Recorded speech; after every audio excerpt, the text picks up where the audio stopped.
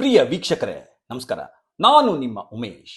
ಕಳೆದ 15 ದಿನಗಳಿಂದ ನಿರಂತರವಾಗಿ ಪ್ರಯಾಗ್ರಾಜ್ನ ಕುಂಭಮೇಳದ ಸುದ್ದಿಗಳನ್ನ ನೀವು ನೋಡ್ತಾ ಇದ್ದೀರಿ, ಕೇಳ್ತಾ ಇದ್ದೀರಿ. ಸಾಮಾಜಿಕ ಜಾಲತಾಣಗಳಲ್ಲಿ ಅಲ್ಲಿನ ವಿಡಿಯೋಗಳು ಲೆಕ್ಕವಿಲ್ಲದಷ್ಟು ಹರಿದಾಡ್ತಾ ಇದೆ. ಸಾವಿರಾರು ಪತ್ರಕರ್ತರು, ಯೂಟ್ಯೂಬರ್ಸ್ಗಳು ಅಲ್ಲಿಂದ ವರದಿಗಳನ್ನ, ವಿಡಿಯೋಗಳನ್ನ ಹಂಚಿಕೊಳ್ತಾ ಇದ್ದಾರೆ. ಅವುಗಳನ್ನ ನೋಡ್ತಾ ಇದ್ರೆ ರೋಮಾಂಚನ ಆಗುತ್ತೆ. ಕುಂಭಮೇಳ ಜಗತ್ತಿನ ಅತಿದೊಡ್ಡ ಯಾತ್ರೆ, ಆತ್ಮ ಸಾಧನೆಯ ಪಯಣ, ಅದು ಮಾನವತೆಯ ಸಮಾಗಮ, ಅತಿ ದೊಡ್ಡ ಧಾರ್ಮಿಕ ಸಮಾರಂಭ.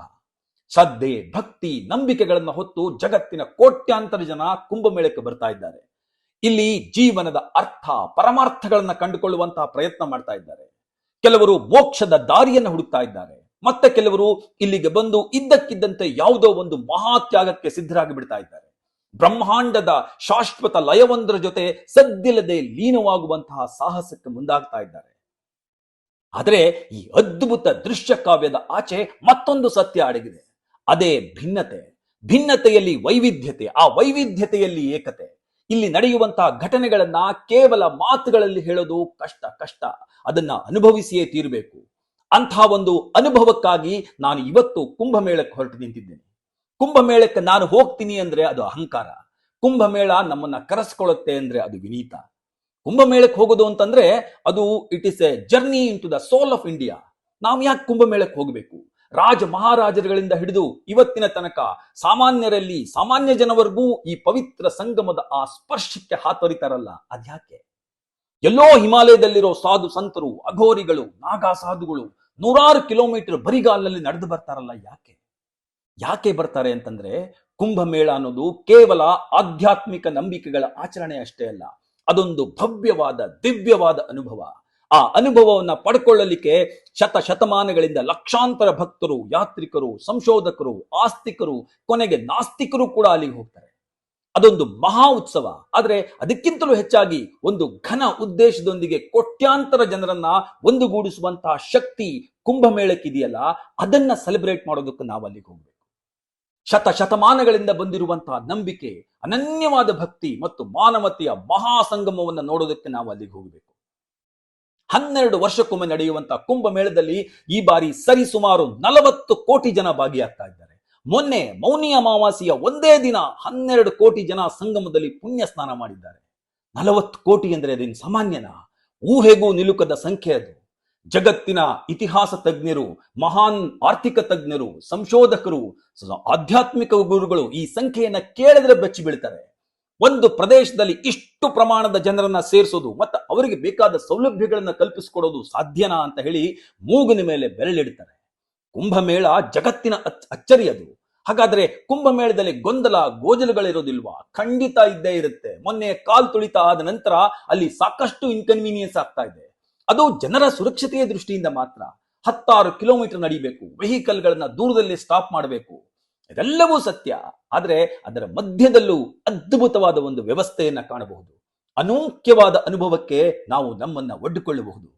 ಆ ಜನಪ್ರವಾಹದಲ್ಲಿ ಅನೇಕರು ಕಳೆದು ಹೋಗ್ತಾರೆ, ತಮ್ಮವರನ್ನ ಕಳ್ಕೊಳ್ತಾರೆ, ತಮಗೆ ಸೇರಿದ ಅಮೂಲ್ಯ ವಸ್ತುಗಳನ್ನು ಕಳ್ಕೊಳ್ತಾರೆ. ನಿನ್ನೆಯ ಕಾಲ್ ತುಳಿತದಲ್ಲಿ ಎಷ್ಟೋ ಜನ ಪ್ರಾಣ ಕಳ್ಕೊಂಡ್ರು, ಸಾಕಷ್ಟು ಜನ ಗಾಯಗೊಂಡ್ರು. ನಿಜ, ಪ್ರತಿಯೊಂದು ಜೀವನವೂ ಅಮೂಲ್ಯವಾದದ್ದು. ಅಂತಹ ಸಾವಿನ ಬಗ್ಗೆ ನಮಗೆ ತುಂಬಾ ದುಃಖ ಇದೆ, ನೋವಿದೆ. ಆದ್ರೆ ಅದಕ್ಕೆ ತದ್ವಿರುದ್ಧವಾಗಿ ಪಡ್ಕೊಳ್ಳುವವರ ಸಂಖ್ಯೆ ಏನು ಕಡಿಮೆ ಇದೆಯಾ ಅಂತ ನೋಡಿ.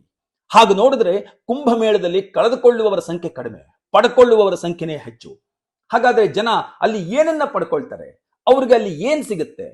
ಆತ್ಮಜ್ಞಾನ, ಆಂತರಿಕ ಶಾಂತಿ, ನೆಮ್ಮದಿ, ಆಧ್ಯಾತ್ಮಿಕ ಪ್ರಜ್ಞೆ, ಧಾರ್ಮಿಕ ಅರಿವು, ಮಾನವೀಯ ಸಂಪರ್ಕ, ದೈವಿಕ ಸಂಪರ್ಕ, ಜ್ಞಾನ, ವಿವೇಕ, ಸಹನೆ, ಹುಟ್ಟು ಸಾವಿನ ಅರ್ಥ, ಬದುಕಿನ ಸಾರ್ಥಕತೆ, ಬದುಕಿನ ನಿಗೂಢತೆ, ಹಾಗೆ ನಿಗೂಢ ಪ್ರಶ್ನೆಗಳಿಗೆ ಉತ್ತರ.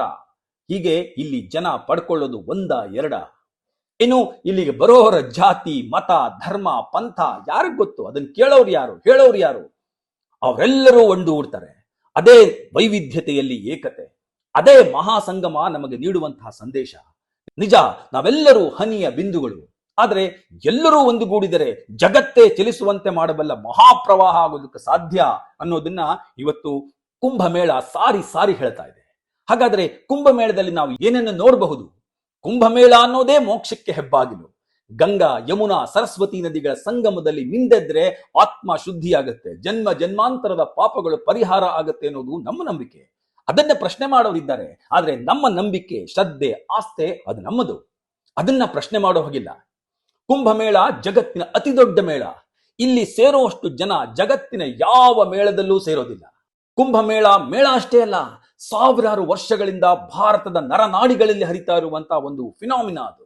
ಕುಂಭಮೇಳದಲ್ಲಿ ನೀವು ಮಹಾ ತಪಸ್ವಿಗಳನ್ನ ನೋಡಬಹುದು, ಸಾವಿರಾರು ಸಾಧು ಸಂತರನ್ನ ನೋಡಬಹುದು, ಅಘೋರಿಗಳನ್ನ, ನಾಗಾ ಸಾಧುಗಳನ್ನ ನೋಡಬಹುದು, ಅವರೊಂದಿಗೆ ಅನುಸಂಧಾನ ಮಾಡಬಹುದು, ಅವರ ಸಾಧನೆಯನ್ನ, ಅವರ ತಪಸ್ಸಿನ ಶಕ್ತಿಯನ್ನ ಕಣ್ಣಾರೆ ನೋಡಬಹುದು. ನಾಗಾ ಸಾಧುಗಳು ಅಂತಂದ್ರೆ ಕೇವಲ ನಗ್ನ ದೇಹಿಗಳು, ಮೈಗೆ ಬೂದಿ ಬಳ್ಕೊಂಡಿರ್ತಾರೆ, ಭಂಗಿ ಸೇರ್ತಾರೆ, ಅಷ್ಟೇ ನಮ್ಮ ಕಲ್ಪನೆ ಇರುತ್ತೆ. ಆದ್ರೆ ಅದರ ಆಚೆಗೂ ಅವರ ಸಾಧನೆಗಳನ್ನ ನೋಡಬಹುದು. ಕುಂಭಮೇಳದ ಪೆಂಡಾಲ್ಗಳಲ್ಲಿ, ಅಖಾರಾದ ಪೆಂಡಾಲ್ಗಳಲ್ಲಿ ನಡೆಯುವಂತಹ ತತ್ಸಂಗಗಳು, ಸ್ಪಿರಿಚುವಲ್ ಡಿಬೇಟ್ಸ್ಗಳು, ರಿಲಿಜಿಯಸ್ ಡಿಸ್ಕೋರ್ಸ್ಗಳು, ಫಿಲಾಸಾಫಿಕಲ್ ಡಿಸ್ಕಷನ್ಸ್ಗಳು, ಇಟ್ ಇಸ್ ಆಲ್ ಅಮೇಜಿಂಗ್. ಅಲ್ಲಿ ನಡೆಯುವಂತಹ ವೇದಿಕ್ ರಿಚುವಲ್ಸ್ಗಳು, ಭಜನೆಗಳು, ಕೀರ್ತನೆಗಳು, ಹರಿಕತೆ, ಆರತಿ, ಇವುಗಳನ್ನು ನೋಡೋದು ಒಂದು ದೈವಿ ಅನುಭವ. ನೀವೆಲ್ಲ ಲಕ್ಷಾಂತರ ಜನ ಸಂಗಮದಲ್ಲಿ ಪುಣ್ಯ ಸ್ನಾನ ಮಾಡೋ ದೃಶ್ಯಗಳನ್ನು ನೋಡ್ತಾ ಇದ್ದೀರಿ. ಆದರೆ ಕುಂಭ ಅದೆಲ್ಲವನ್ನೂ ಮೀರಿದ್ದು. ಅದೊಂದು ಕರೆ. It is a call, it is a divine call. ನಮ್ಮ ಊಹೆಗೂ ನಿಲುಕದ ಆಧ್ಯಾತ್ಮ ಶಕ್ತಿಯೊಂದಿಗೆ ನಮ್ಮನ್ನ ಜೋಡಿಸುವಂತಹ ಕಾಲಾತೀತವಾದ ಕರೆ ಅದು. ಮಾನವತೆಯ ಮಹಾಪ್ರವಾಹ ಅದು. ಆ ಪ್ರವಾಹದಲ್ಲಿ ನಾನು ಒಬ್ಬನಾಗಬೇಕು ಅನ್ನೋ ಕಾರಣಕ್ಕೆ ಈ ಪ್ರಯಾಣವನ್ನ ಪ್ರಾರಂಭ ಮಾಡ್ತಾ ಇದ್ದೀನಿ. ನಾನು ಕುಂಭಮೇಳಕ್ಕೆ ಕೇವಲ ಯಾತ್ರಿಕನಾಗಿ ಹೋಗ್ತಾ ಇಲ್ಲ, ಒಬ್ಬ ಲೇಖಕನಾಗಿ, ಒಬ್ಬ ಶೋಧಕನಾಗಿ, ಒಬ್ಬ ಸಾಮಾನ್ಯ ವಿದ್ಯಾರ್ಥಿಯಾಗಿ ಅಲ್ಲಿಗೆ ಹೋಗ್ತಾ ಇದ್ದೀನಿ. ಅಲ್ಲಿನ ಹತ್ತಾರು ಕಥೆಗಳನ್ನ ಹೊತ್ತು ತರಬೇಕು ಅನ್ನೋ ಹಂಬಲ, ಅದನ್ನು ನಿಮಗೆ ಹೇಳಬೇಕು ಅನ್ನೋ ಆಸೆ. ನಾನು ಅಲ್ಲಿಗೆ ಹೋಗೋದಕ್ಕೆ ಸಿದ್ಧತೆಗಳನ್ನು ನಡೆಸ್ತಾ ಇರಬೇಕಾದ್ರೆ ಮನಸ್ಸು ಹತ್ತಾರು ಪ್ರಶ್ನೆಗಳನ್ನ ಕೇಳ್ತಾ ಇತ್ತು. ಕುಂಭಮೇಳದಲ್ಲಿ ಹೋಗಿ ನೀನ್ ಏನನ್ನ ತೆಗೆದುಕೊಂಡು ಬರ್ತೀಯ? ಯಾವ ಸತ್ಯವನ್ನ ಹುಡುಕ್ತೀಯ? ನಿನ್ನೊಳಗಿನ ಸತ್ಯವನ್ನ ಹುಡುಕೊಳ್ಳೋದಕ್ಕೆ ನಿನಗೆ ಸಾಧ್ಯನಾ ಅಂತ ಏನೇನೋ ಪ್ರಶ್ನೆಗಳನ್ನು ಕೇಳ್ತಾ ಇತ್ತು. ಆದ್ರೆ ಸದ್ಯಕ್ಕೆ ಆ ಯಾವ ಪ್ರಶ್ನೆಗಳಿಗೂ ನನ್ನಲ್ಲಿ ಉತ್ತರ ಇಲ್ಲ. ಪ್ರಿಯ ವೀಕ್ಷಕರೇ, ಹಾಗಾದ್ರೆ ಬನ್ನಿ ಈ ಮಹಾಪ್ರಯಾಣದಲ್ಲಿ ನಾವು ನೀವು ಜೊತೆಯಾಗೋಣ. ನಾನು ಅಲ್ಲಿಂದ ಏನು ತರ್ತೀನೋ ಗೊತ್ತಿಲ್ಲ. ಬಹುಶಃ ಒಂದಷ್ಟು ಹೊಸ ಗೆಳೆಯರು, ಒಂದಷ್ಟು ಮರೆಯಲಾರದ ಕಥೆಗಳು, ಘಟನೆಗಳು, ಅಥವಾ ಮಾತಿಗಿಂತಲೂ ಮೌನವಾದ ಭಾರ, ಮನಸ್ಸಿನಲ್ಲಿ ಏನೋ ಒಂದು ಬದಲಾವಣೆ. ಹೀಗೆ ಏನಾಗುತ್ತೋ ಗೊತ್ತಿಲ್ಲ. ಆದ್ರೆ ಒಂದಂತೂ ಸತ್ಯ, ಆ ಪ್ರತಿ ಹೆಜ್ಜೆಯಲ್ಲಿ, ಆ ಪ್ರತಿ ಕಥೆಯಲ್ಲಿ, ಅಲ್ಲಿನ ಪ್ರತಿ ಸಂಜೆಯಲ್ಲಿ, ಅಲ್ಲಿನ ಪ್ರತಿ ಸೂರ್ಯೋದಯದಲ್ಲಿ ನೀವು ನನ್ನೊಂದಿಗೆ ಇರ್ತೀರಿ. ಮತ್ತಷ್ಟು ವಿಡಿಯೋಗಳೊಂದಿಗೆ ನಿಮ್ಮ ಮುಂದೆ ಬರ್ತೀನಿ. ದಯವಿಟ್ಟು ನೋಡ್ತಾ ಇರಿ. ಎಷ್ಟು ಹೇಳಿ ಇವತ್ತಿನ ಈ ಸಂಚಿಕೆಯನ್ನು ಮುಗಿಸ್ತಾ ಇದ್ದೀನಿ. ನಮಸ್ಕಾರ.